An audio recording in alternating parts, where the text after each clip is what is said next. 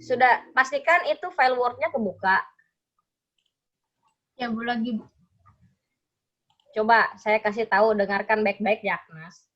Diklik Ya, Bu. share screen-nya, pastikan file itu sudah kebuka, ada di toolbar ya, baru diklik apa yang mau dikasih lihat ke teman-teman. Kayak gini. Kelihatan kan? Ya. Oke ya.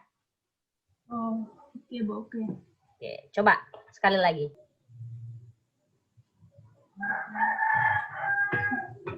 Santai, jangan emosi.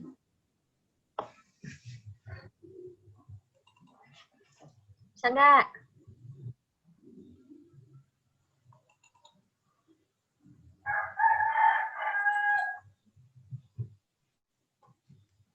Ini saya masih lihat di unduhan, nggak tahu teman-teman yang lain.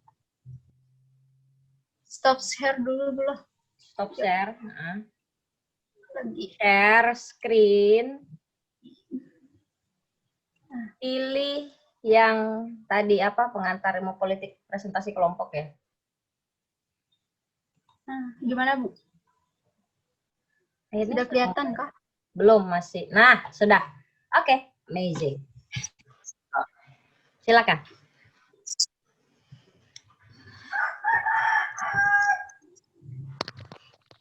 Selamat siang untuk kita semua. Kedengaran nggak, Bu?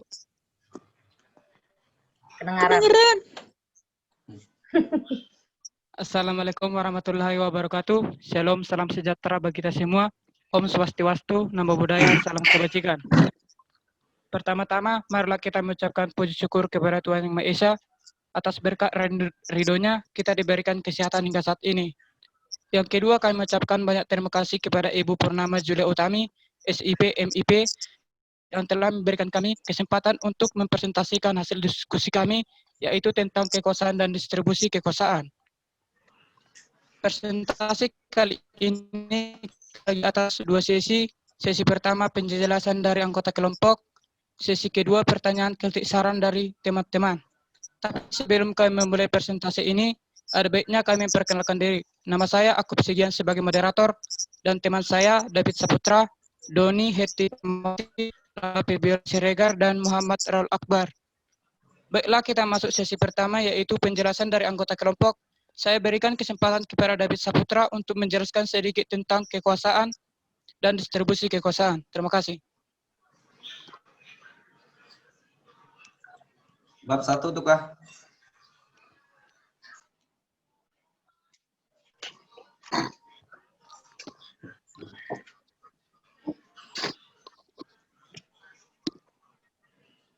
Bab 1. Latar belakang. Kekuasaan merupakan kemampuan seseorang atau suatu kelompok untuk mempengaruhi perilaku seseorang atau kelompok lain sesuai dengan keinginan para pelaku.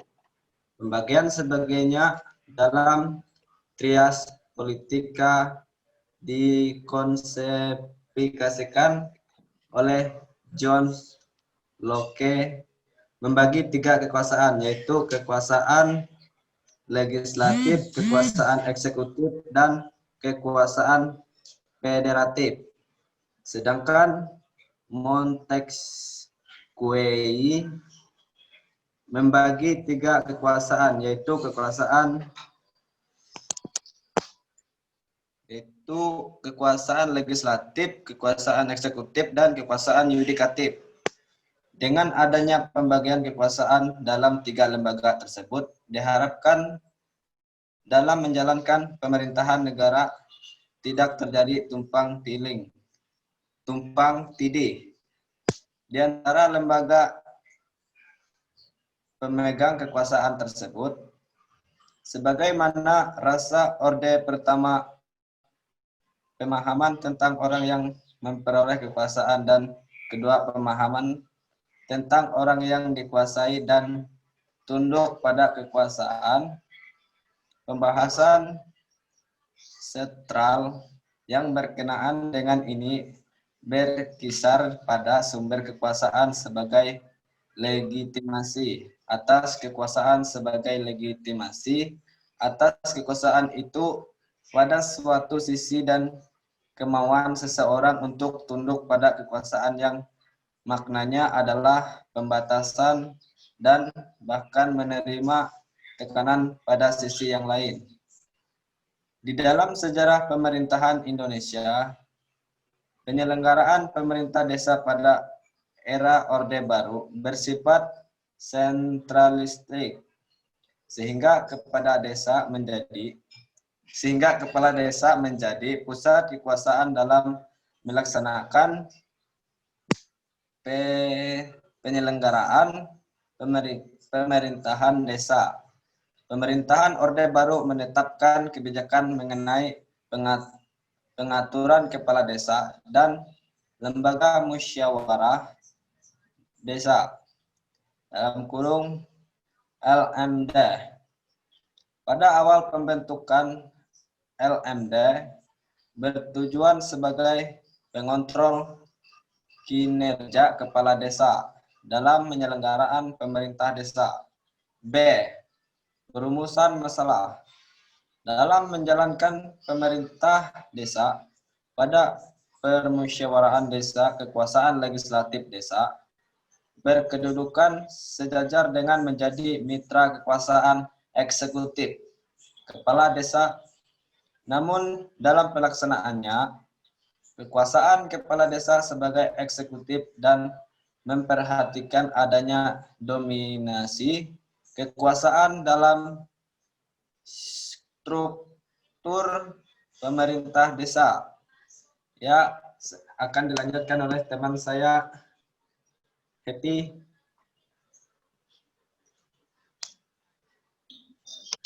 Baiklah, selanjutnya kita akan membahas tentang sudut pandang menurut para ahli mengenai kekuasaan dan distribusi kekuasaan.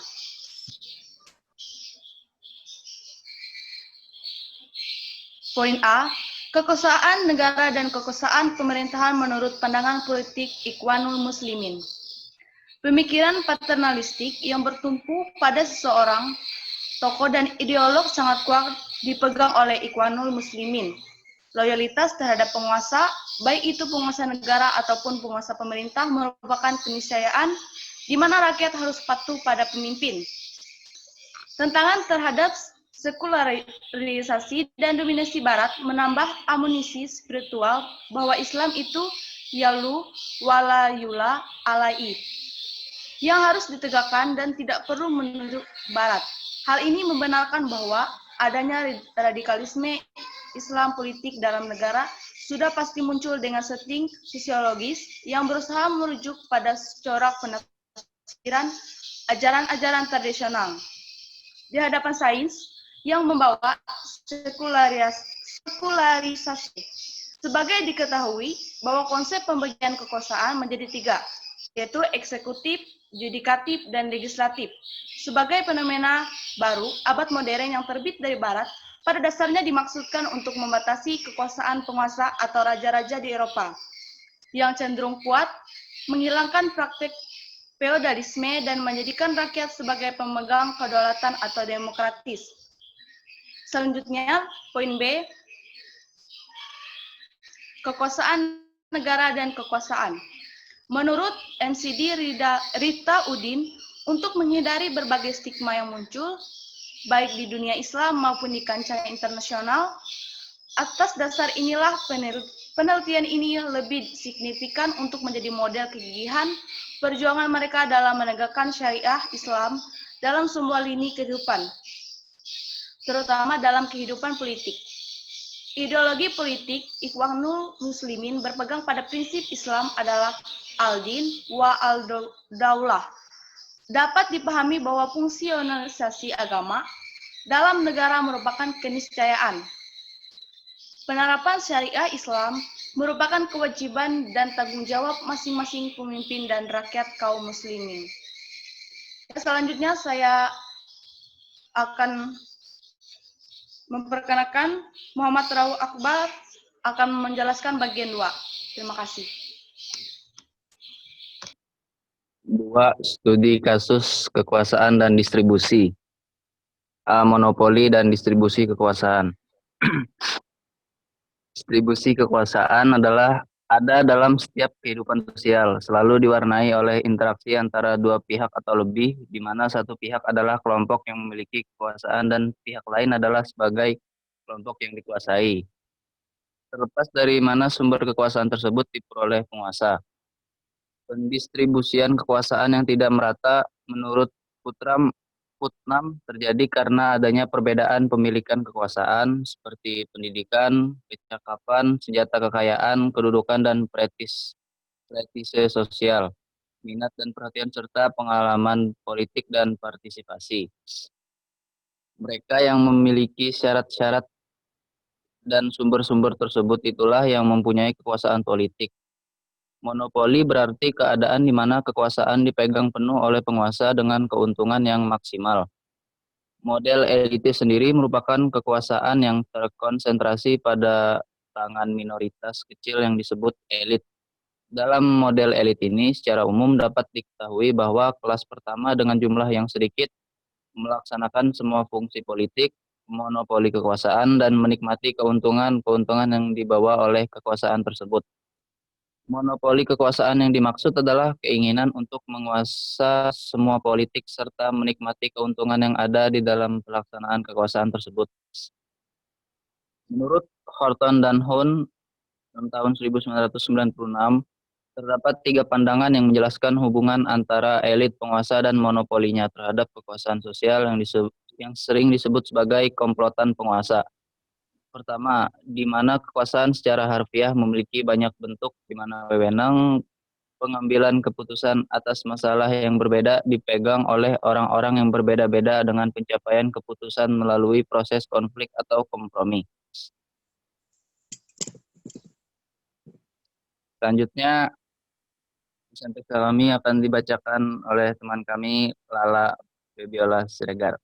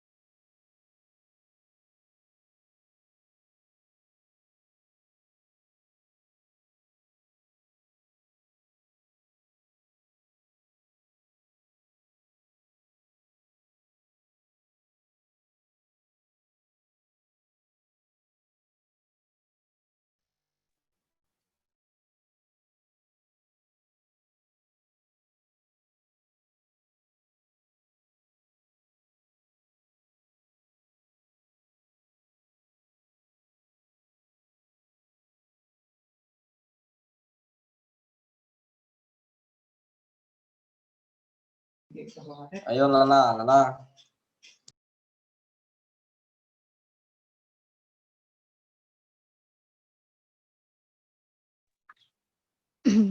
Bab 3. Penutup, kesimpulan dan saran. A. Kesimpulan. Dapat disimpulkan berdasarkan kekuasaan merupakan kemampuan seseorang atau suatu kelompok untuk mempengaruhi perilaku seseorang atau kelompok lain sesuai dengan keinginan para pelaku. Kekuasaan kepada desa sebagai eksekutif desa memperlihatkan adanya dominasi kekuasaan dalam struktur pemerintahan desa. Pemikiran paternalistis yang bertumpu pada seseorang tokoh dan ideologi sangat kuat dipegang oleh Ikhwanul Muslim. Loyalitas terhadap penguasa, baik itu penguasa negara ataupun penguasa pemerintahan, merupakan nggak jelas,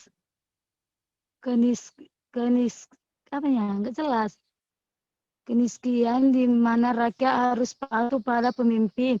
Distribusi kekuasaan ada dalam setiap kehidupan sosial, selalu diwarnai oleh interaksi antara dua pihak atau lebih, di mana satu pihak adalah kelompok yang memiliki kekuasaan dan pihak lain adalah sebagai kelompok yang dikuasai. B. Saran. Berdasarkan penelitian yang telah dicantumkan dicantumkan sebelumnya dalam menjalankan pemerintahan desa, badan permusyawaratan desa, atau kekuasaan legislatif desa berkedudukan sejajar dan menjadi mitra kekuasaan eksklusif kepala desa. Sekian.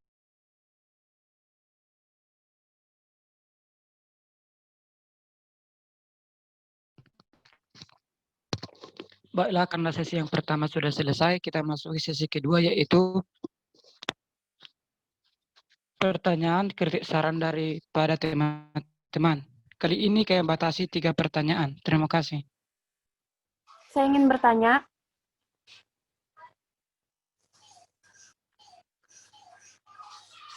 Saya persilakan kepada Saudara Dini untuk memberikan pertanyaan. Terima kasih. bagaimana cara kita menanggapi monopoli kekuasaan yang berdampak negatif khususnya kepada masyarakat yang lemah dalam kekuasaan?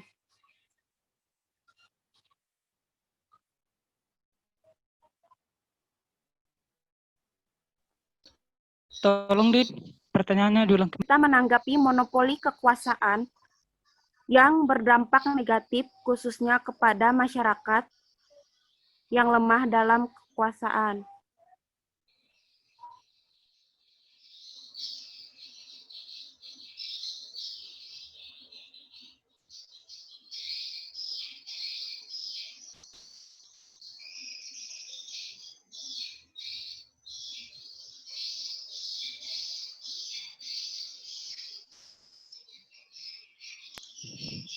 Baik, untuk 2 pertanyaan lagi kami persilakan. Ya, saya mau bertanya. Baiklah, saya persilakan untuk memberikan pertanyaan. Ya, saya mau bertanya.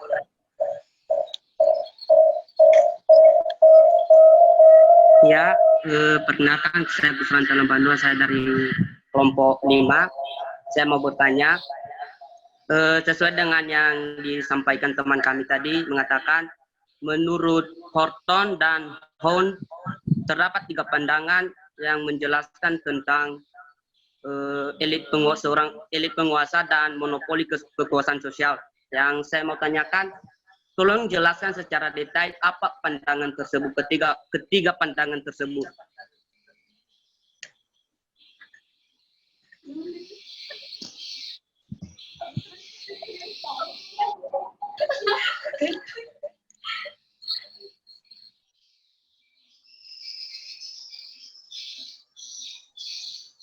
Baik, untuk 1 pertanyaan lagi.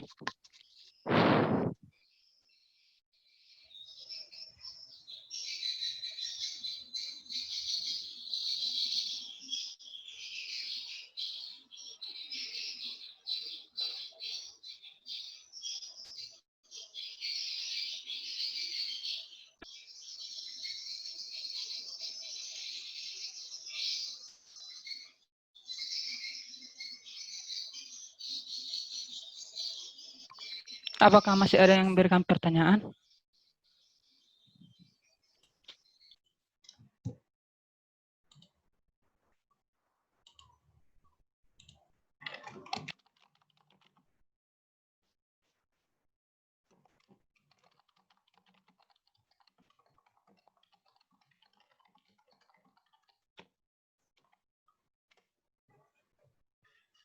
Sambil menunggu diisi aja presensinya ya.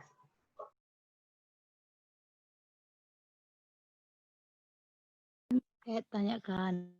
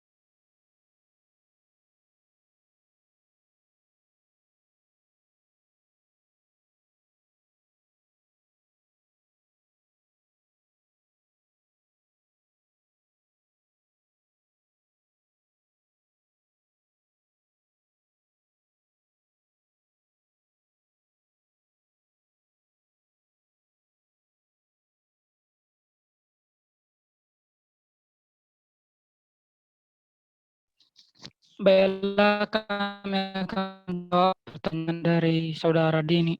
Persilakan. Boni.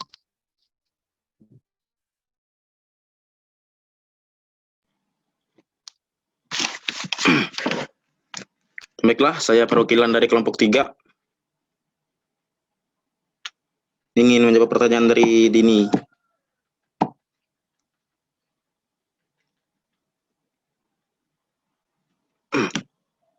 Mana orangnya?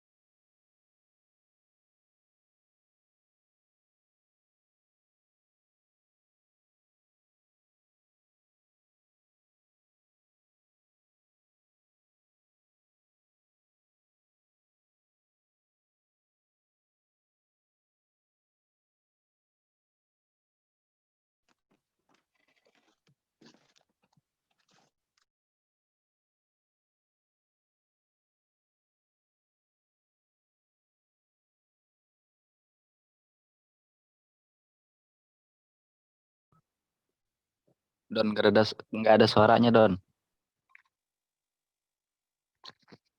Mutenya di apaan, John? Lupa. Ya, saya akan menjawab pertanyaan dari Dini.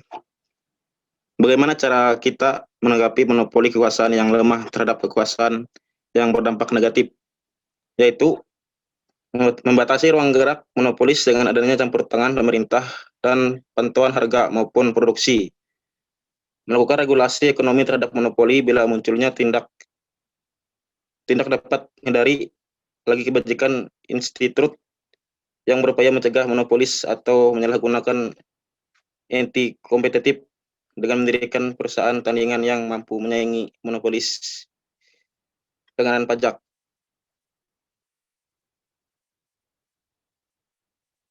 Apakah bisa dipahami? Saya bisa menyanggah sedikit.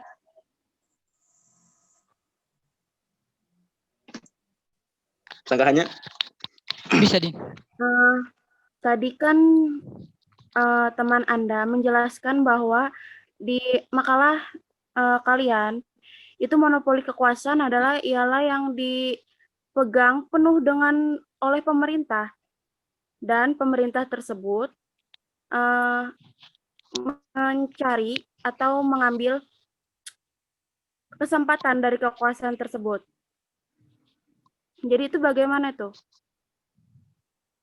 Mengambil kesempatan maksudnya? Mengambil kesempatan dari kekuasaan itu tadi. Karena coba diulang dibaca di makalah itu tadi tentang monopoli kekuasaan.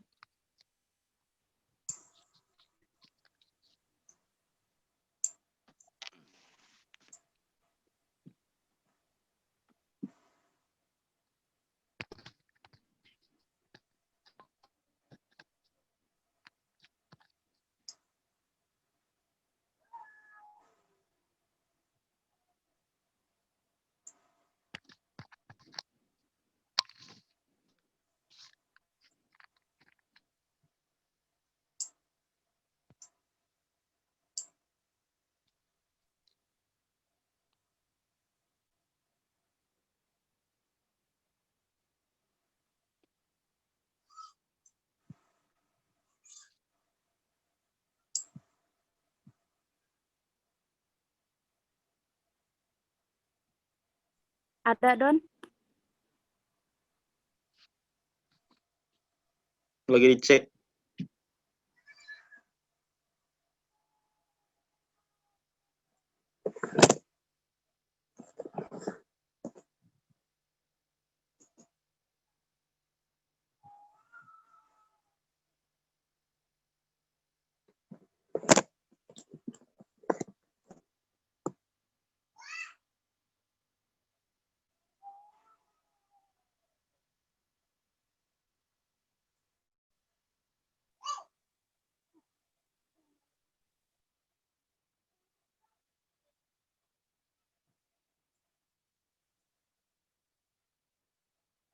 Di bab berapa?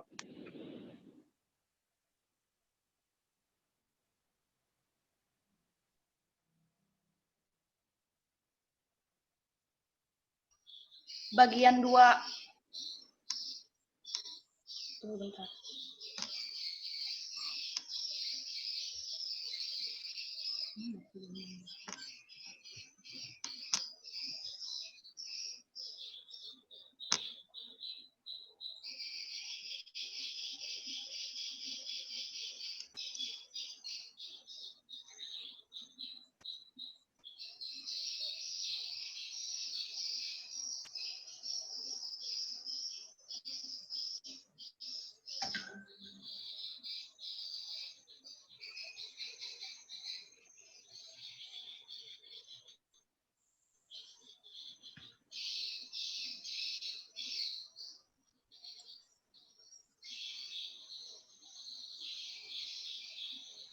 Heti,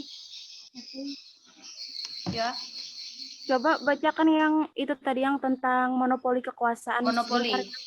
Ya, yang bait di atas. Yang di kalimat yang paling atas saja. Distribusi kekuasaan ada dalam setiap kehidupan sosial, selalu diwarnai oleh interaksi antara dua pihak atau lebih, di mana satu pihak adalah kelompok yang memiliki kekuasaan dan pihak lain adalah sebagai kelompok yang dikuasai. Terlepas dari mana sumber kekuasaan tersebut diperoleh penguasa. Pendistribusian kekuasaan yang tidak merata menurut Putnam terjadi karena adanya perbedaan pemilikan kekuasaan seperti pendidikan, kecakapan, senjata kekayaan, kedudukan, dan prestise sosial.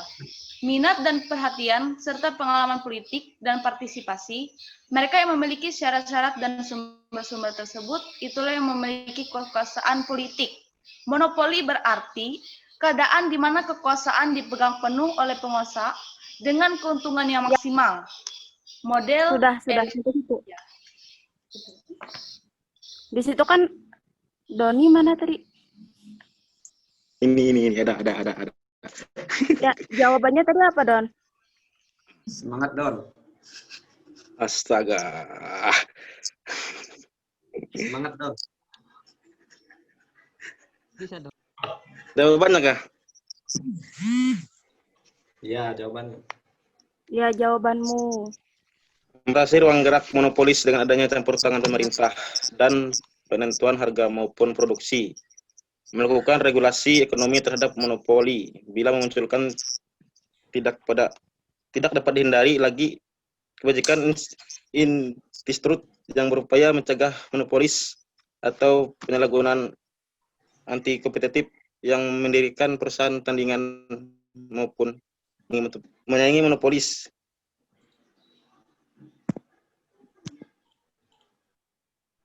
Itu aja. Oh, sudah sampai situ kah?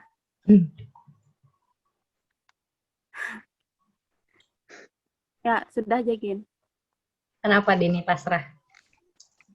Enggak, Bu, enggak paham. Masalahnya kan di makalah tersebut itu udah dijelaskan bahwa monopoli itu kan dipegang oleh kekuasaan atau pemerintahan kan. Tetapi di bait pertama dia berbicara bahwa menanggapi jawaban saya itu pemerintahan monopoli itu tidak bisa diikut campur tangan oleh pemerintahan. Nah, itu berarti bertentangan, Bu. Benar. Nah, sekarang pertanyaannya harusnya kayak gini ke kelompok 3. Itu makalah bikinnya kopas dari mana? Coba kelompok 3 saya tanya, kekuasaan itu sebenarnya seperti apa sih? Ada yang mau jawab? Silahkan. Ayo Heti. Apa tuh kekuasaan? Kekuasaan itu modelnya kayak gimana? Apa aja yang melingkupi kekuasaan? Contoh paling simpelnya seperti apa dalam kehidupan kita sehari-hari? Kan seperti itu, kita berangkat dari hal yang remeh-temeh. Gimana sih kekuasaan? Sulit ya? Kekuasaan itu seperti apa? Bentuknya seperti apa? Gimana? Bentuknya seperti, kalau menurut saya itu pangkat, Bu. Oke, bisa diterima pangkat. Kekuasaan itu punya banyak bentuk ya. Kekuasaan itu pada dasarnya adalah hubungan antar manusia. Jadi ketika ada entitas manusia yang punya kekuasaan, dia dapat mempengaruhi pihak lain. Gitu. Berarti misalnya saya tiba-tiba pengen e-learning, teman-teman ikut e-learning. Itu adalah salah satu bentuk kekuasaan. Kenapa? Karena saya dipandang sebagai dosen. Saya bertanggung jawab terhadap mata kuliah dan juga mahasiswa saya. Itu kekuasaan. Terus pemegang kekuasaan itu dapat berupa individu, kelompok, organisasi, dan atau pemerintah. Pemerintah direpresentasikan sebagai negara. Materi yang kemarin. Kenapa seperti itu? Karena pemerintah itu berhak untuk mengatur masyarakatnya untuk mencapai keadilan sosial bagi seluruh rakyat Indonesia. Kita semua equal, kita semua setara gitu kan. Kita berhak untuk mendapatkan pelayanan terbaik dari pemerintah. Sasaran kekuasaan pun bisa individu, bisa kelompok, organisasi, dan atau juga pemerintah juga bisa. Gitu. Jadi sangat banyak konteksnya. Kalau ngomong kekuasaan, di dalam kehidupan teman-teman juga ada yang berkuasa. Coba dilihat, diperhatikan dengan seksama. Kekuasaan itu nggak serta-merta harus pemerintah. Kekuasaan itu nggak serta-merta harus dosen. Kepala keluarga pun berkuasa. Kakak terhadap adiknya pun berkuasa. Dalam beberapa konteks loh ya. Seperti itu Dini. Jadi kalau ngomongin kekuasaan itu banyak sekali konteksnya. Dan ini yang harus teman-teman teliti untuk mencari sumber datanya. Ketika kita ngomong kekuasaan, kita ngomong kemampuan seseorang atau individu untuk mempengaruhi pihak lain. Mempengaruhi pihak lain. Nah, sumber dari kekuasaan ini apa aja? Banyak, ada paksaan, ada musyawarah mufakat, atau kombinasi dari keduanya. Jadi, kekuasaan itu bisa didapat. Dicari, didapat, dan diperoleh. Seperti itu. Gitu. Kalau ngomongin, Dini tadi nanya elit ya? Ya benar, Din. Iya, Bu. Apa pertanyaannya berkaitan sama elit? Itu tadi kan kalau pertanyaan saya kan bagaimana cara kita menanggapi monopoli kekuasaan yang berdampak negatif, khususnya kepada masyarakat yang lemah. Oke. Gini, karena sudah saya jelaskan kekuasaan itu banyak bentuknya, baik positif dan negatif, dan preferable masyarakat seperti kita akan melihat yang negatif saja. Dan tidak tentu, bisa jadi itu positif menurut pemerintah, negatif menurut kita. Gitu, Din. Kalau negatif, bagaimana kita mengkritisinya? Kita punya banyak jalan untuk mengkritisi itu. Tinggal dibilang langsung, gitu. Dicandain, di TikTokin juga bisa. Yang pasti, pastikan suara teman-teman itu kedengaran sama si pemerintah. Begitu. Ada lagi, Dini, yang masih mengganjal? Enggak, Bu. Makasih, Bu. Terima kasih.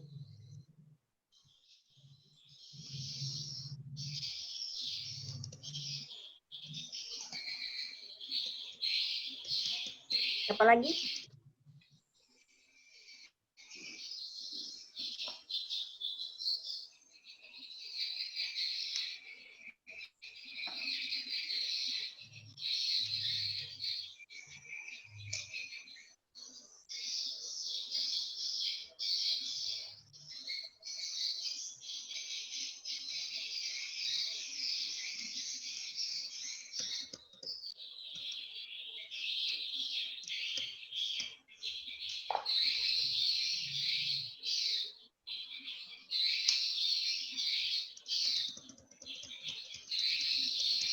Jadi kalau misalnya pandangan kekuasaan tadi, ya saya berangkatnya dari John Locke sama Montesquieu.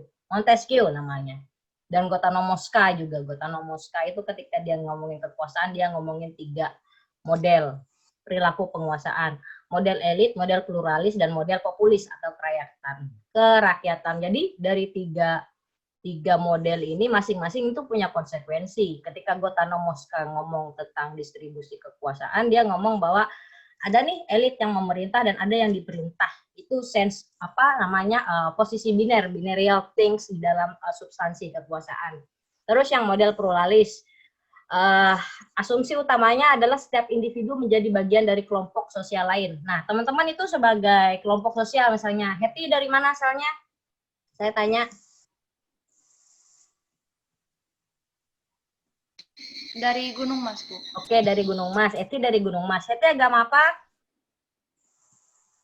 Agama Kristen, Bu. Oke, Kristen Protestan apa Pentakosta? Kristen Protestan. Oke, Hetty itu dari Gunung Mas, Protestan, mahasiswa FISIP UPR.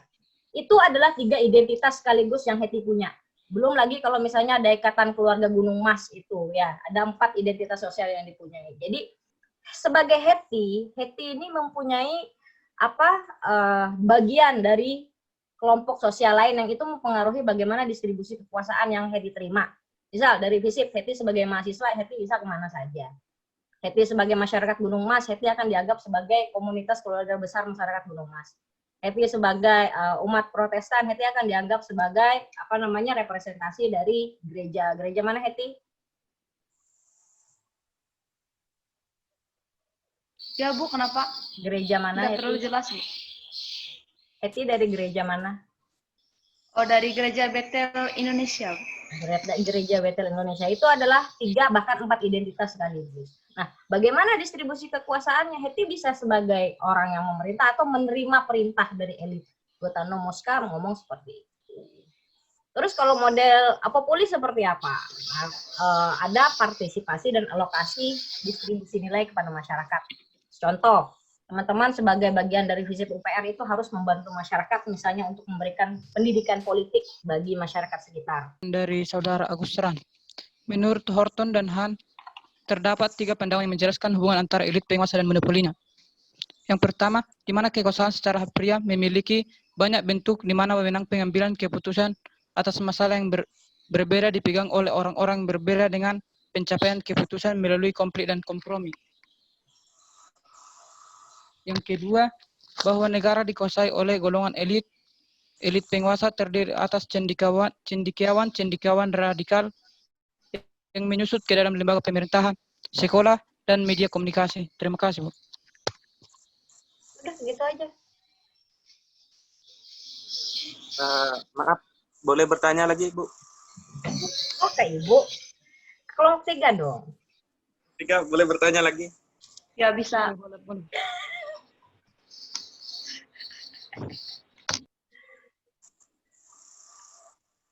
Apa tanya apa? Dalam monopoli, ketidakadilan dan distribusi pendapatan masyarakat telah terjadi. Faktor apakah yang menyebabkan terjadinya monopoli dalam suatu daerah kekuasaan, dan berikan contohnya monopoli yang terjadi di suatu daerah. Monopoli di suatu daerah. Bagaimana terjadinya monopoli di suatu daerah? Ya. Pertanyaannya itu gampang-gampang asik ya ketika kita ngomong bagaimana terjadinya monopoli. Monopoli itu terjadi ketika tidak ada persaingan di situ. Kajiannya political economy. Ketika tidak ada pesaing, monopoli akan terjadi. Kenapa? Karena tidak ada penyeimbang harga. Itu paling mudah ketika kita ngomong politik sebagai sarana, sebagai alat untuk meraih kekuasaan. Monopoli pun sebagai salah satu sarana untuk memperoleh kekuasaan. Seperti itu. Tadi siapa yang tanya? Fajar ya? Fajar. Ada yang mau menyanggah, silahkan. Seperti itu. Jadi monopoli ini bisa terjadi kapan saja, siapa saja ya, kemana saja. Karena terlalu luas. Karena ketika kita ngomong apa politik itu siapa dapat apa dan bagaimana, itu adalah substansi dari kekuasaan itu sendiri. Bisa saja Fajar dapat ilmu, bisa saja Fajar dapat penghasilan dari situ, bisa saja Fajar dapat mengembangkan diri lebih baik lagi dari situ. Kita lihat sisi positifnya seperti itu. Seperti misalnya contoh paling mudah, misalnya Agnes itu punya kemampuan yang luar biasa. Saya mempercayakan Agnes untuk melakukan suatu tugas gitu. Dikerjakan dong sama Agnes. Apa untungnya untuk Agnes? Pertama, dia dapat keilmuan, yang kedua dapat jaringan, dan yang ketiga bisa jadi dia punya tulisan kolaborasi dengan saya. Itu, seperti itu. Kekuasaan itu bisa didistribusikan antara dari atas sampai dengan ke bawah. Bisa didistribusikan dan bisa juga tidak didistribusikan. Gimana Fajar? Ada feedback? Tidak ada, Bu. Cukup jelas. Lanjut. Sian ya keluar masuk Zoom, luar biasa. Pertanyaan siapa lagi?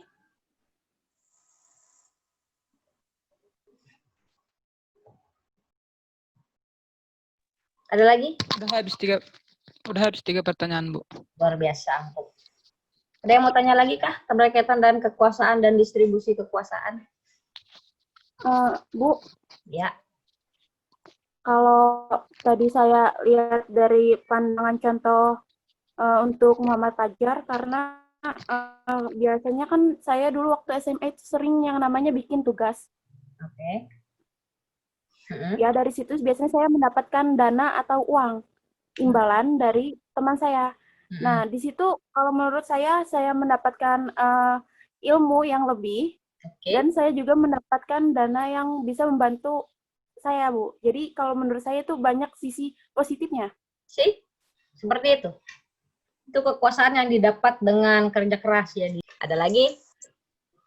Silahkan. Gimana Fajar? Jelas, cukup jelas. Oke. Silakan yang lain. Salom. Salom ini senyum-senyum terus, senang saya ngelihatnya.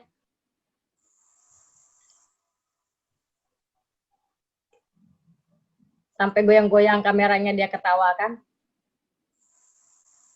Gimana? Ada lagi yang mau ditanyakan? Silakan.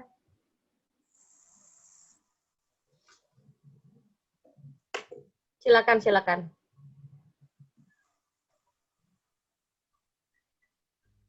Ada, Bu. Ya, silakan. Ini bukan minuman anu ya, ini walet. Saya harus meminumnya karena saya takut COVID. Gimana? Ini Bu, tentang bagaimana sih tanggapan tentang politik dinamis, Bu? Gimana?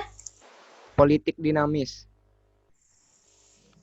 Itu bacanya dari mana tuh politik dinamis? Politik itu selalu dinamis. Iya, maksudnya yang sistem kekeluargaan, Bu.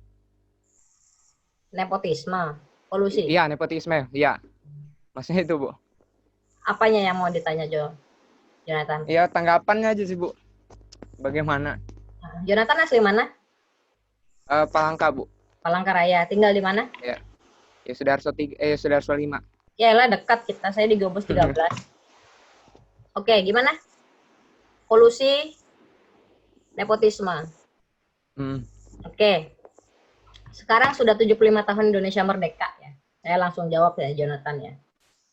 Pemerintah selalu melarang berkaitan dengan SARA. Padahal di sisi lain Indonesia itu punya ribuan suku, bangsa, dan ada 6 agama yang diakui dan belasan yang tidak diakui.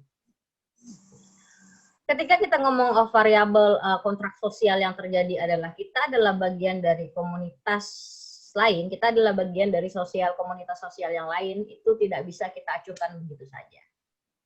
Saya sebagai representasi Dayak dan juga representasi suku lain itu menjadi satu di saya. Saya bisa masuk di kedua belah pihak. Jadi ketika pertanyaan Jonathan misalnya, bagaimana dengan kolusi yang terjadi di tingkat mana dulu nih Jonathan? Pertanyaannya ke arah mana? Kolusi di mana? Misalkan di politik juga bisa, Bu. Di politik itu di mana? Politik itu banyak ya. Politik itu jangan teman-teman anggap cuma urusan pemerintahan. Urusan kita ini juga politik. Saya berhak memberikan nilai kepada teman-teman gitu kan. Bukan ancaman, saya cuma ngasih tahu betapa politik itu seperti itu. Saya bisa memaksa teman-teman ikut Zooming sekarang. Saya bisa memaksa teman-teman untuk bekerja kelompok dan saya bisa memaksa teman-teman untuk mengisi absen. Di mana masing-masing dari tugas itu adalah memiliki konsekuensi. Itu politik. Nah, ketika kita ngomong nepotisme, konteksnya di mana dulu? Tempatnya di mana dulu, Jo? Jawab dulu. Mau dianalisis dari tingkat negara, lokal, kabupaten, kecamatan, desa, terserah. Pernah aja sih, Bu. Nah, apa yang Jonathan rasakan? Yang ikut aja sih, Bu. Ikut aja. Kenapa? karena memang itu kewajiban sebagai bagian negara atau kewajiban karena sebagai anggota keluarga? Dua-duanya juga nyangkut sih, Bu. Itu pertanyaan Jonathan dan Jonathan jawab sendiri. Paham? Paham, Seperti itu. Jadi kita akan lebih nyaman bekerja dengan orang yang lebih kita kenal. Atau paling tidak kalau dia nggak mau dikenal, orang yang mau bekerja sama. Kenapa? Karena kita sudah tahu, dia pasti mau kok ngerjain ini. Politik itu siapa dapat apa dan bagaimana. Siapa dapat apa dan bagaimana. Orientasinya nggak serta-merta harus apa materi. Bisa jadi itu adalah pengalaman, bisa jadi itu adalah pengetahuan, bisa jadi itu adalah bagaimana teman untuk menyelesaikan permasalahan personal yang mungkin dipakai di suatu hari nanti. Seperti itu. Silakan kelompok 3, tutup dulu loh kelompok 3, lanjut kelompok 4 kita ya. Baiklah, sampai di sini hasil presentasi kami. Jika kami punya kesalahan, kami minta maaf. Terima kasih. Oke, terima kasih. Terima kasih ya Kena sudah share screen. Mana kelompok 4? Hadir, Bu. Oke, lanjut. Hadir, Bu. Jonathan, kelompok 4. Ya, Bu. Hadir, Bu. Oh, ada Raon juga. Gimana?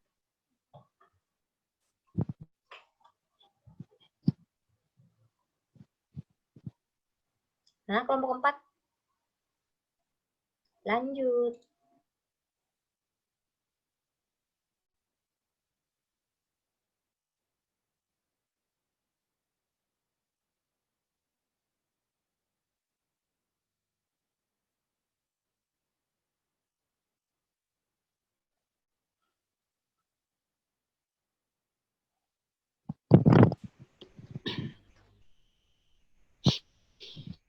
Oke, baik. Salam, selamat siang. Perkenalkan, saya Jonathan Miko Pratama. Saya sebagai moderator dari kelompok 4 yang beranggotakan 7 orang. Yang pertama, Febi Ade Saputra. Yang kedua, Diki Johannes. Yang ketiga, Frans Julius Eka Harap. Yang keempat, Juneri Rehan Kurniawan. Yang kelima, Muhammad Musinin. Yang keenam, Raon. Dan yang ketujuh, saya sendiri, Jonathan Miko Pratama. Di sini kami akan mempresentasikan makalah tentang kewenangan dan legitimasi. Tapi sebelumnya saya ucapkan terima kasih atas perhatian yang diberikan oleh Ibu Purnama J. Utami, SIP MIP, untuk kesempatan yang telah diberikan kepada kelompok kami. Oke, kita pada siang hari ini ada 2 sesi. Yang pertama, sesi penyampaian materi. Dan yang kedua, seperti biasa, sesi tanya jawab. Untuk yang presentasi pertama akan disampaikan oleh rekan kami, Juneri.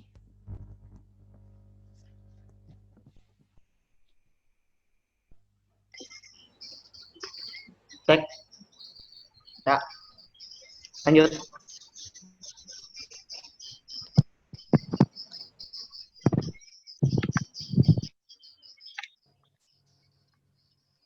Ya, terima kasih atas kesempatan yang diberikan untuk saya.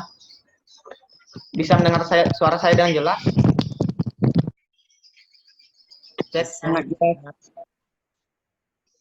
Sebelumnya saya akan menjelaskan latar belakang. Kewenangan politik dan legitimasi politik selalu menjadi bagian yang tak terpisahkan karena seseorang dapat memiliki kewenangan dengan terlebih dahulu memiliki legitimasi dalam menentukan suatu kebijakan untuk kepentingan sebuah lembaga. Kewenangan tentu berbeda dengan kekuasaan, sebab dalam suatu kewenangan ada kaidah-kaidah yang mengikat setiap anggota lembaga untuk menciptakan keseimbangan pada setiap komponen lembaga. Dalam hal ini, Undang-Undang Dasar 1945 dan Pancasila sebagai pandangan hidup bangsa menjadi aturan pokok bagi setiap warga dan pelaku politik. Kewenangan politik tidak selamanya dapat sejalan dengan keinginan masyarakat, sebab menentukan sebuah kebijakan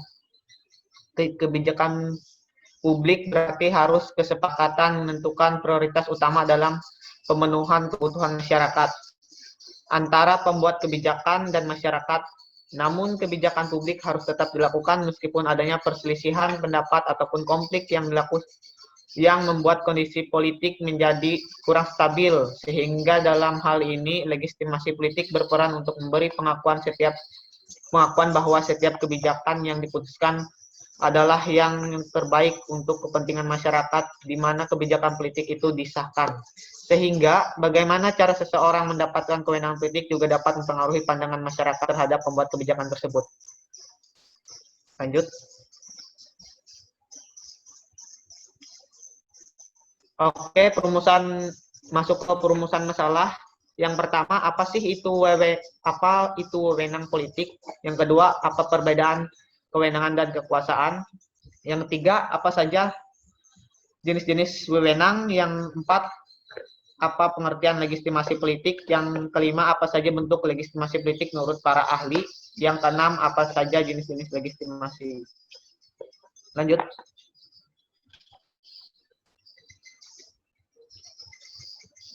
Masuk bab 2, kewenangan dan legitimasi. Poin A, wewenang. Menurut Miriam Budiarjo, dalam Frans Magnus Suseno 1994, otoritas atau wewenang adalah kekuasaan yang dilembagakan, yaitu kekuasaan yang tidak hanya de facto menguasai, melainkan juga berhak untuk menguasai. Sedangkan kekuasaan menurut Max Weber adalah kemungkinan seseorang pelaku mewujudkan keinginannya dalam suatu hubungan sosial yang ada termasuk dalam kekuatan atau tanpa menghiraukan landasan yang menjadi pijakan kemungkinan itu. Menurut sosiologi Max Weber 1864 sampai 1922 ada 3 macam wewenang, yakni wewenang tradisional, yakni berdasarkan kepercayaan di antara anggota masyarakat bahwa tradisi lama serta kedudukan kekuasaan yang dilandasi oleh tradisi itu wajar dan patut dihormati.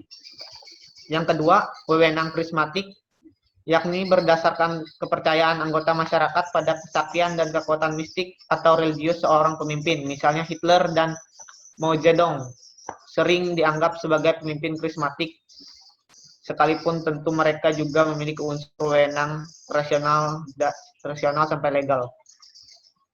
Lanjut. Wewenang rasional, yakni berdasarkan kepercayaan pada tatanan hukum rasional yang melandasi kedudukan seorang pemimpin, maksudnya aturan-aturan mendasari tingkah laku seseorang termasuk pemimpin. Nah, sekarang kita masuk ke poin B, yaitu legitimasi. Legitimasi adalah kualitas hukum yang berbasis pada penerimaan putusan dalam peradilan. Dapat pula diartikan seberapa jauh masyarakat mau menerima dan mengakui kewenangan, keputusan atau kebijakan yang diambil oleh seorang pemimpin. Dalam konteks legitimasi, maka hubungan antara pemimpin dan masyarakat yang dipimpin lebih ditentukan adalah keputusan masyarakat untuk menerima atau menolak kebijakan yang diambil oleh sang pemimpin. Lanjut. Sedangkan legitimasi tradisional mengenai seberapa jauh masyarakat mau menerima kewenangan, keputusan atau kebijaksanaan yang diambil oleh pemimpin dalam lingkup tradisional. Seperti dalam kehidupan keraton yang seluruh masyarakatnya terikat akan kewenangan yang dipegang oleh pemimpin mereka, dan juga hal tersebut dapat menimbulkan gejolak dalam nurani mereka bahwa mereka adalah bawahan yang selalu menjadi alas dari pemimpinnya. David Eston menyatakan bahwa keabsahan adalah keyakinan dari pihak anggota bahwa sudah wajar baginya untuk menerima baik dan menaati penguasa untuk memenuhi tuntutan-tuntutan dari rejim itu. Dalam legitimasi kekuasaan, bila ada seorang pemimpin menduduki jabatan tertentu melalui pengangkatan dianggap absah dan sesuai hukum. Oke, lanjut. Dilihat dari sudut penguasa, A.M. Lipset, legitimasi mencakup kemampuan untuk membentuk dan mempertahankan kepercayaan bahwa lembaga-lembaga atau bentuk-bentuk politik yang ada adalah yang paling wajar untuk masyarakat itu. Jika dalam suatu sistem politik terdapat pun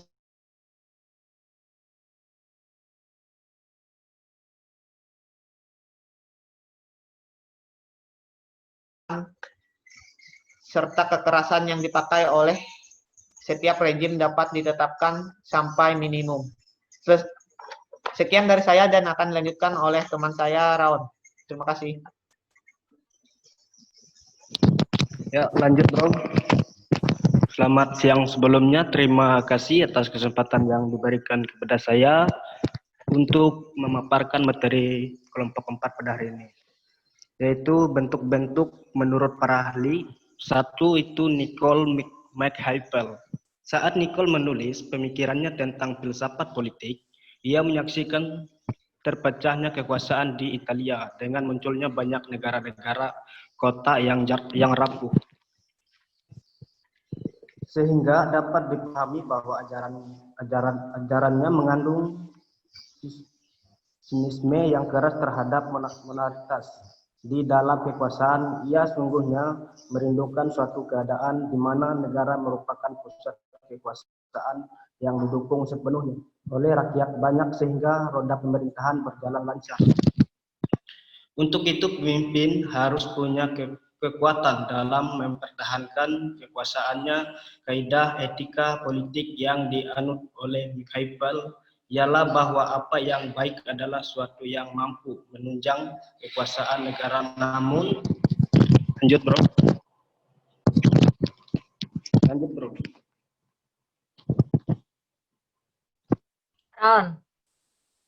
Atas lagi bro. Ya. Sampai kekuasaan, namun demikian, ia telah berhasil menyuarakan penderitaan rakyat yang tercerai-berai karena instrik politik yang berkepanjangan. Nomor 2, menurut Jean-Jacques Rossi, ditinjau dari titik tolak ajaran yang dikemukakannya, Rossi termasuk pemikiran utopis. Seperti Plato yang berusaha menggambarkan negara ideal dengan tujuan mengajarkan perbaikan cita-cita rakyat.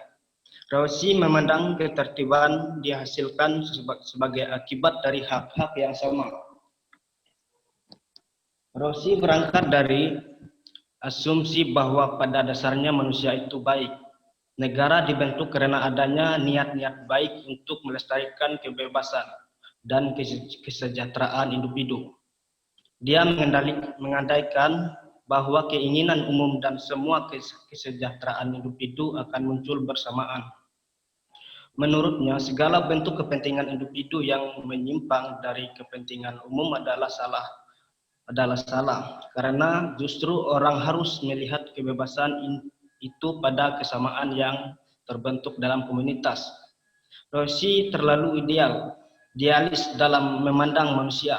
Ia lupa bahwa tidak setiap individu mempunyai iktikat baik serta bersedia menyerahkan kebebasan individu demi kebaikan umum. Selain itu, dia mengatakan bahwa kepentingan publik kolektif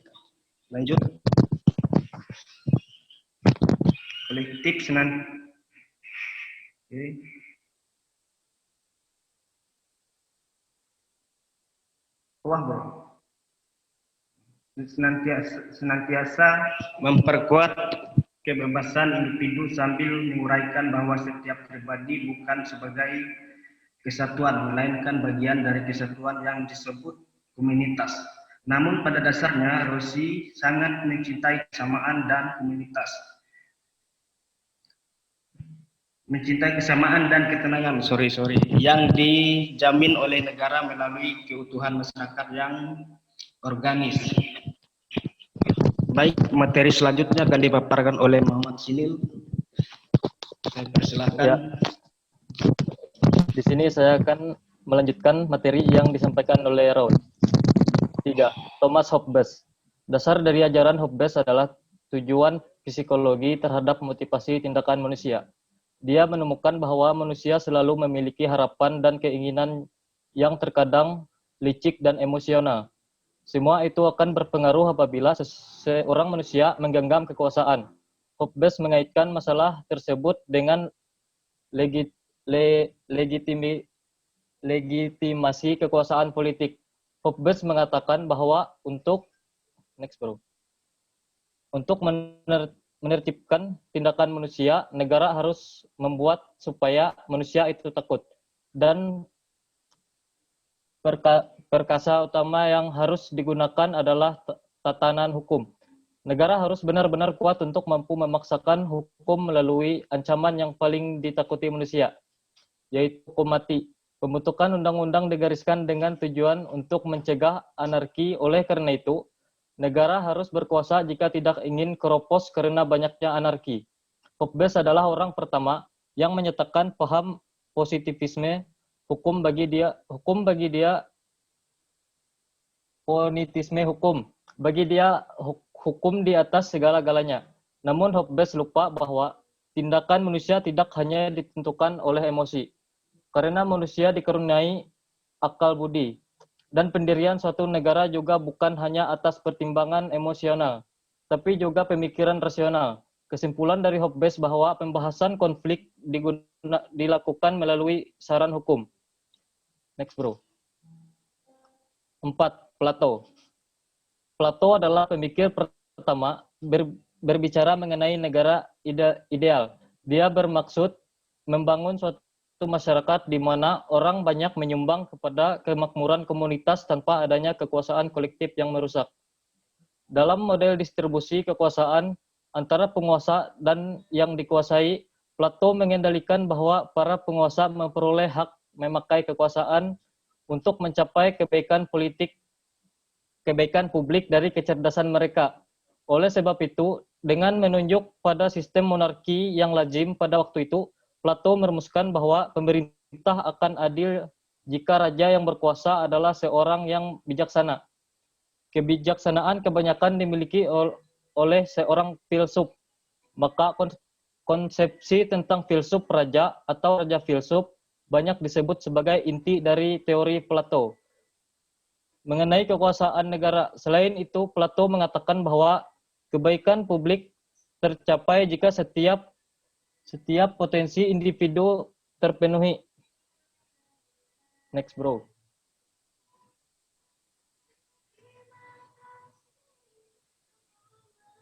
Teori Plato memang masih banyak kelemahan karena adanya beberapa pertanyaan mendasar yang belum terjawab. Jika dibandingkan dengan kondisi negara modern sekarang ini, model Plato terasa sangat utopis. Untuk menerima model ini, kita perlu menerima pemikiran bahwa kualitas dasar individu secara alamiah berbeda. Pemikiran Plato sudah cukup mampu menjadi peletak dasar sistem kenegaraan modern. Legitimasi negara tidak harus selalu dikaitkan dengan hal-hal supranatural dan masalah-masalah sakral yang ada di jangkauan pemikiran manusia. Demikian materi yang dapat saya sampaikan dan dilanjutkan oleh teman saya, Franz. Pertama-tama perkenalkan, nama saya Franz Julius Karapen. Di sini saya akan menjelaskan tentang bentuk-bentuk legitimasi menurut para ahli, yaitu dari poin 5, yaitu Thomas Aquinas. Thomas Aquinas, masalah keadilan diterjemahkan oleh pemikir ini ke dalam dua bentuk. Yang pertama, keadilan yang timbul dan transaksi-transaksi seperti pembelian penjualan yang sesuai dengan asas-asas distribusi pasar. Dan yang kedua, menyangkut pangkat, bahwa keadilan yang wajar terjadi bila seorang penguasa atau pemimpin memberikan kepada setiap orang apa yang menjadi haknya berdasarkan pangkat. Kemudian, Thomas Aquinas membahas tentang hukum melalui pembedaan jenis-jenis hukum menjadi 3, yaitu yang pertama, hukum abadi atau lex externa. Kebenaran hukum ini ditunjang oleh kearifan ilahi, yang merupakan landasan dari sebuah ciptaan. Manusia merupakan salah satu makhluk yang mencerminkan kebijaksanaan Sang Pencipta. makhluk itu ada, berbentuk atau berkodrat sebagaimana yang dikehendakinya. Oleh sebab itu, manusia sebagai makhluk yang berakal wajib memenuhi setiap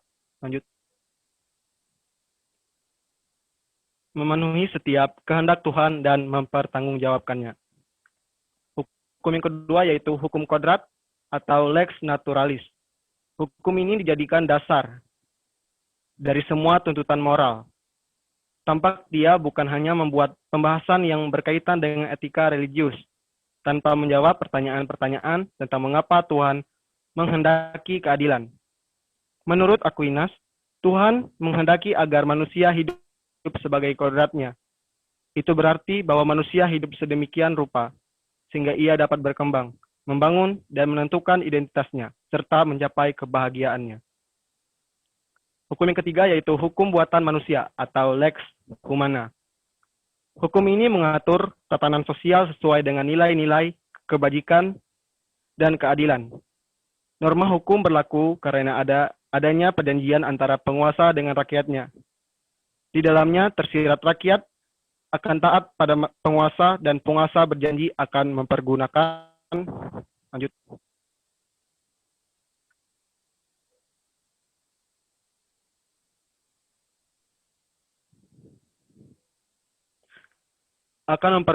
kekuasaannya demi kepentingan masyarakat umum. Namun Aquinas menekankan bahwa isi hukum buatan manusia hendaknya sesuai dengan hukum kodrat kekuasaan, harus memiliki legitimasi etis. Dia menegaskan bahwa hukum yang bertentangan dengan hukum kodrat merupakan penghancur hukum.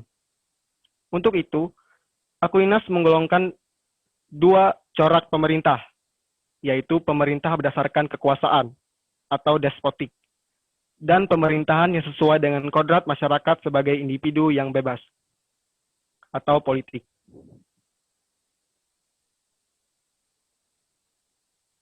Jenis-jenis legitimasi. Menurut Andrain dalam Ramlan Subakti Memahami Ilmu Politik 1999-97. Berdasarkan prinsip pengakuan dan dukungan masyarakat terhadap pemerintah, maka legitimasi dikelompokkan menjadi 5 tipe, yaitu selanjutnya akan dilanjutkan oleh rekan saya.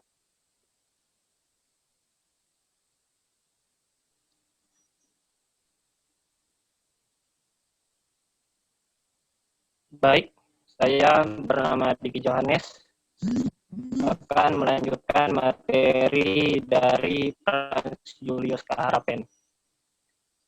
Jenis-jenis legitimasi. Yang pertama, legitimasi tradisional.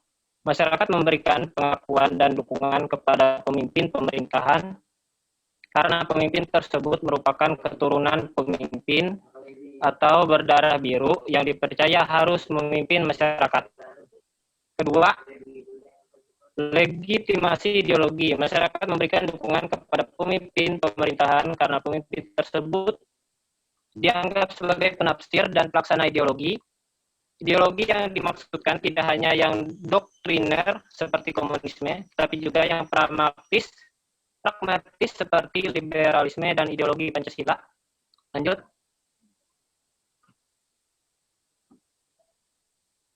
Lanjut.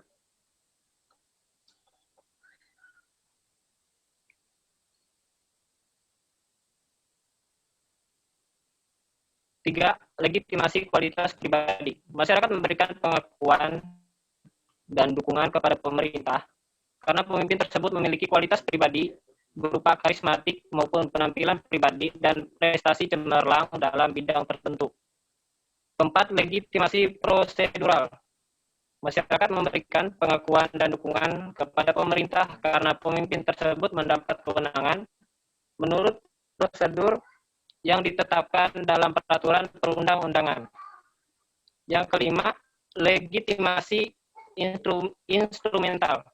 Masyarakat memberikan pengakuan dan dukungan kepada pemerintah karena pemimpin tersebut menjanjikan atau menjamin kesejahteraan material atau instrumental kepada masyarakat.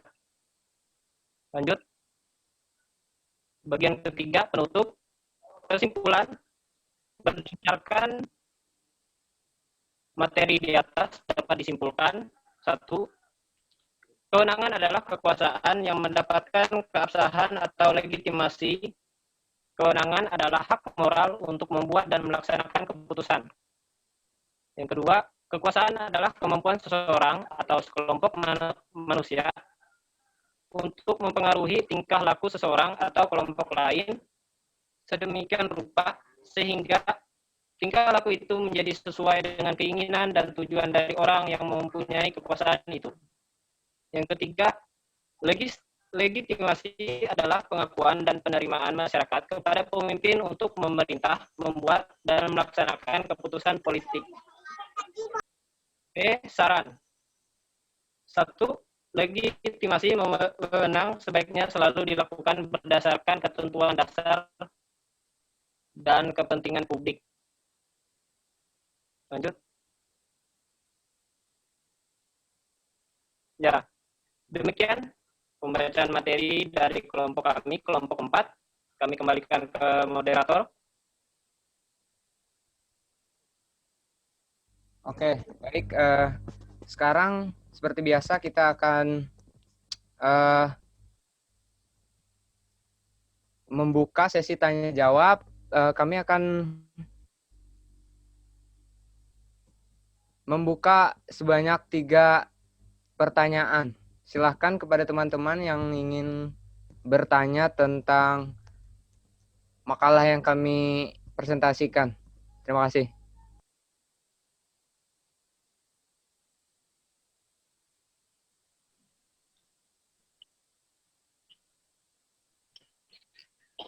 Saya dari kelompok 6 ingin bertanya. Oke, silakan, Mas. Perkenalkan, nama saya Abdul Ghani.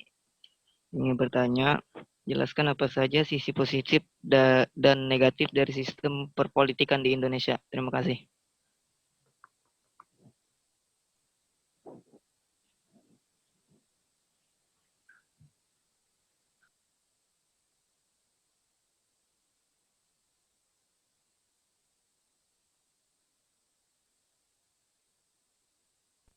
Baik, ada lagi? Dipersilahkan buat teman-teman. Bro, mau tanya. Siap. Mengapa sih di dalam dunia politik selalu melibatkan kekuasaan dan uang? Dan menurut logika saya, di dalam politik hukum bukan di atas politik, melainkan hukum itu di bawah politik dan di atasnya masih ada yaitu uang. Mengapa sih selalu melibatkan kekuasaan dan uang? Dan bagaimana apabila politik itu lepas dari uang dan kekuasaan? Itu saja. Terima kasih. Menurut logika kalian saja.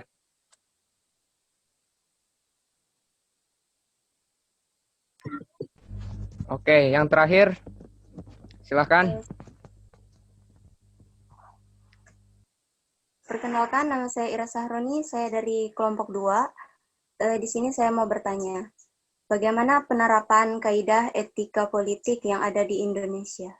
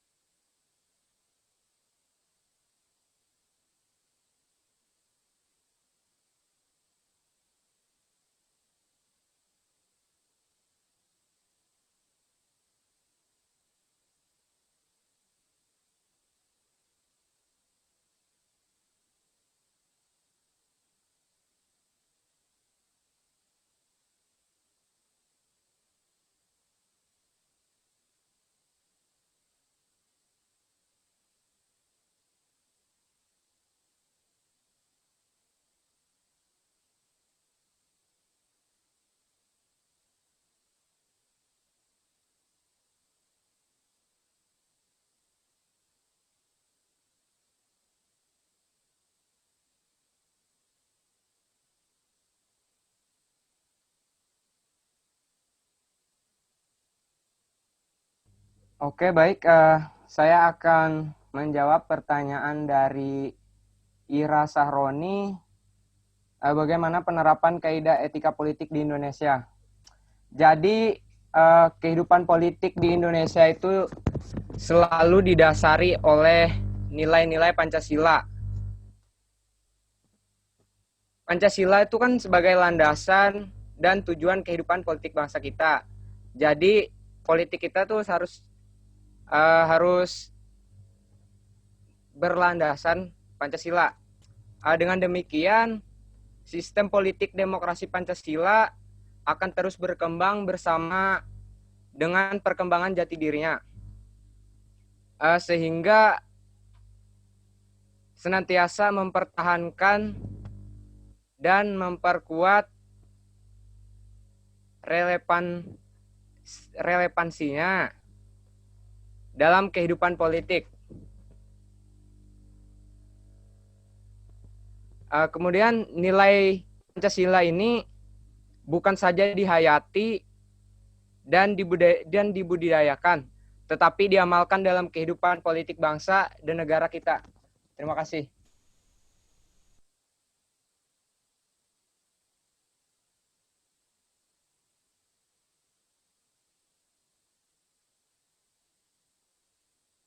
Baik, terima kasih atas jawabannya.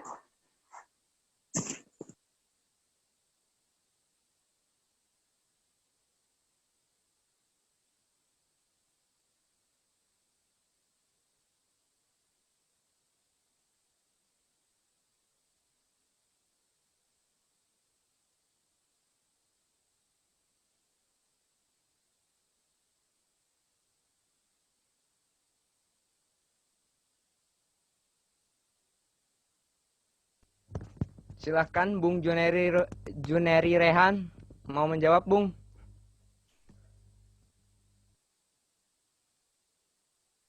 Pertanyaannya kurang jelas.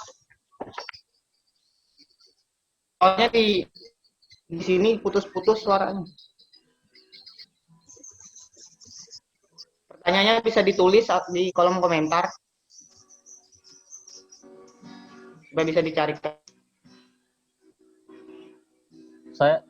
Saya akan menjawab pertanyaan dari kelompok 6. Tes. Ada saya. Lanjut, Bung.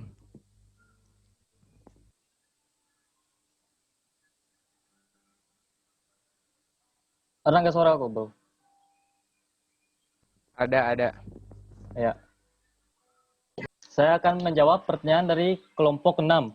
Jelaskan sisi positif dan negatif perpolitikan di Indonesia.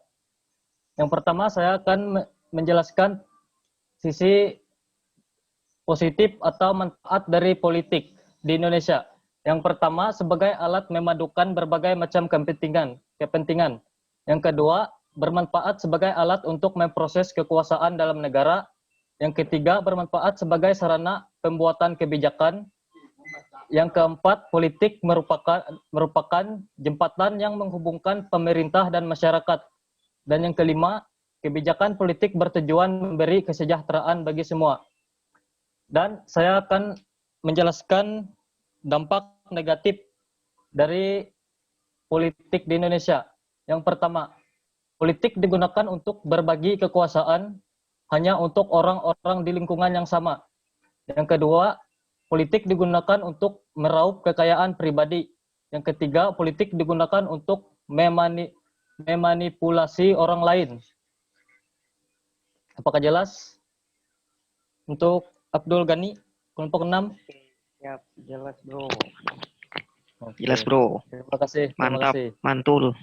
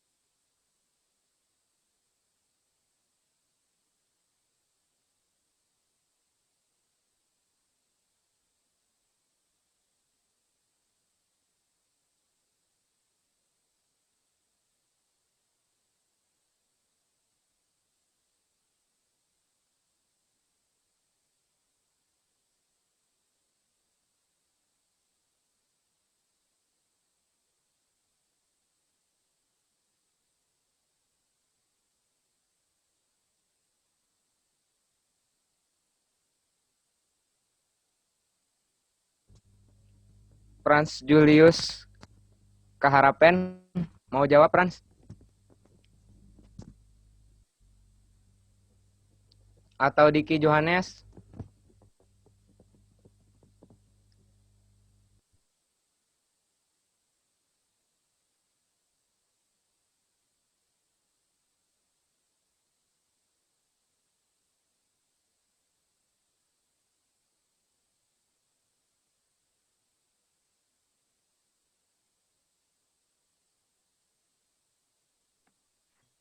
Oke, saya akan menjawab pertanyaan dari Bung Topan. Mengapa sih di dalam politik selalu melibatkan kekuasaan dan uang?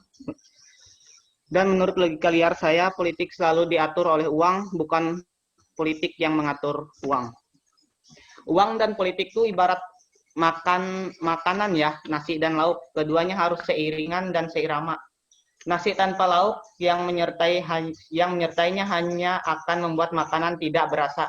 Namun begitupun terjun ke dalam dunia politik praktis tanpa mempunyai uang hanya akan membuat imajinasi kekuasaan semakin menjauh. Jadi kalau nggak ada timbal baliknya, mana ada yang mau berpolitik gitu loh.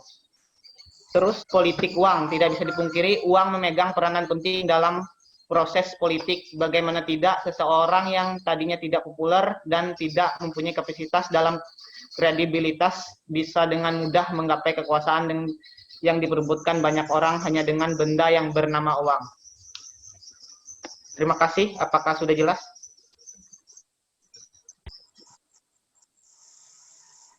Anjay, mantap. Oke. Oke, terima kasih.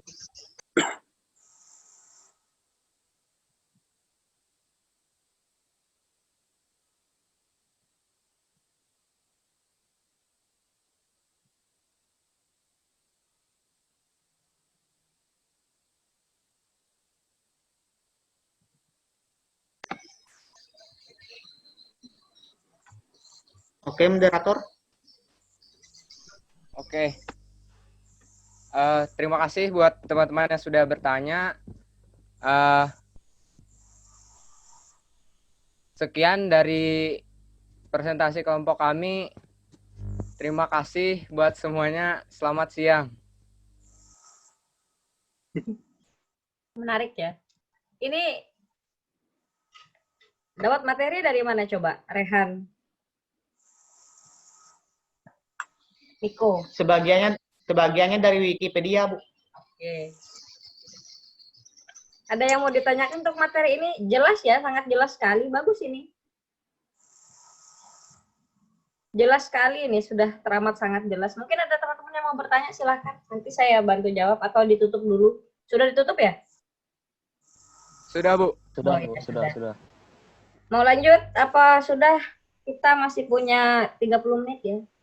37 menit. Lanjut apa Tutup sudah? aja, Bu. Gimana? Tutup ya? aja, Bu. Oke, baik. Ya. Oke, ini luar biasa ya kelompok terakhir ini. Bukan terakhir, yang minggu depan masih ada 2 kelompok 5 dan 6 lagi terakhir. Habis itu kita UTS. Terima kasih untuk partisipasi teman-teman ya. Jangan lupa absennya diisi. Siap, Bu. Terima kasih, Bu. Kelompok 4 bagus. Ya. Ini yang saya maksudkan diskusi ya, walaupun ada beberapa terminologi yang keliru kayak Rehan bilang bahwa itu adalah AM Lipset, bukan ya, dia itu Seymour Martin Lipset. Nanti kita lanjut di minggu depan ya. Oke ya, berarti terakhir saya akan minta dokumentasi teman-teman. Saya minta tolong dihidupkan sebentar saja kameranya. Saya akan dokumentasi. Untuk pertama slide 1 dulu ya. Slide 1. 1, 2, 3. Tahan. Oke, sebentar saya paste dulu nih. Oke, selanjutnya slide 2. Senyumnya mana? 1, 2, 3. Salam, senyum dong. 3, sebentar, tahan. Baru slide 2 ya. Satu slide lagi. Slide 3, 1, 2, 3. Bentar, belum kebuka semua. Ini Yonita, Michael, Christian, David, Saputra, ini mana? Ya sudah, nggak apa-apa. 1, 2, 3. Orisca. Senyum dong. 1, 2, 3. Oke. Oke. Saya pikir cukup luar biasa presentasi hari ini ya. Terjadi perkembangan yang teramat sangat luar biasa terhadap pemikiran teman-teman. Saya bangga sekali dan kualitas dari pertanyaan pun meningkat drastis daripada minggu kemarin. Saya harapkan untuk di minggu depan itu jauh lebih baik lagi. Oh ya, untuk saran-saran teman-teman akan saya sampaikan nanti kalau memang ada kesulitan ya. Jangan ragu gitu kan ya. Bisa di chat di grup atau kalau private chat itu sulit ya karena chat saya itu ketumpuk nggak karu-karuan. Jadi jarang sekali saya buka kalau private chat karena numpuknya sampai 1000. Jadi saya sulit sekali. Jadi preferable di grup. Kalau di grup saya pasti akan buka chatnya teman-teman ya. Oke, itu dulu untuk hari ini. Terima kasih banyak atas kehadirannya dan semangatnya untuk belajar. Sampai jumpa di minggu depan di link akun yang sama. Selamat siang dan selamat beraktivitas kembali. Saya izin close room ya. Terima kasih. Bu, sama-sama Ibu. Yang Bu. Bye-bye. Bye-bye. Terima kasih. Hidup mahasiswa. Duh, adaknya. Ron. Baru lepo tangga.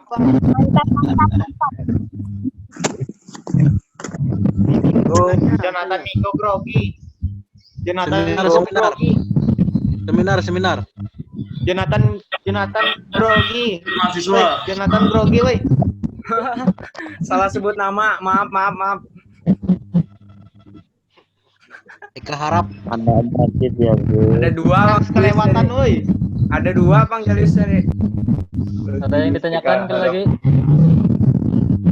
David Saputra, Wardia Suarnya. Frans nih kada menjawab, aduh. Izin keluar. Frans grogi.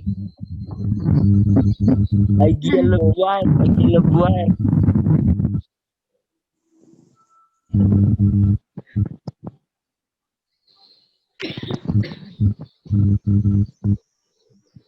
Raun ngapain itu? enggak ada bro. Bro, apa kabar?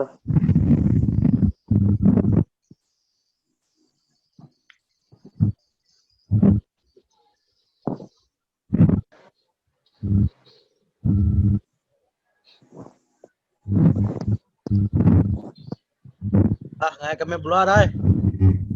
Yo beluar ay.